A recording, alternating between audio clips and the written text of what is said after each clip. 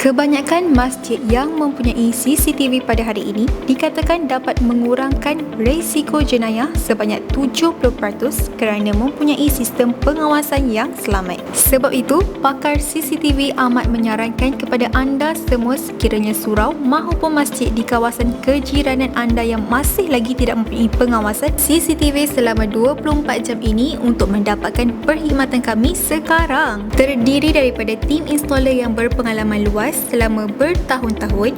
Ketelitian dan kualiti CCTV kami telah diakui dari beribu-ribu feedback yang positif. Sekiranya anda masih lagi meragui dengan perkhidmatan kami, dapatkan dahulu konsultasi bersama pihak kami. Bermula daripada konsultasi ini, kami yakin anda akan berpuas hati sepenuhnya, termasuklah sehingga anda sendiri mahir menggunakannya. Jom rancang dan ambil tindakan keselamatan dengan segera bersama pakar CCTV.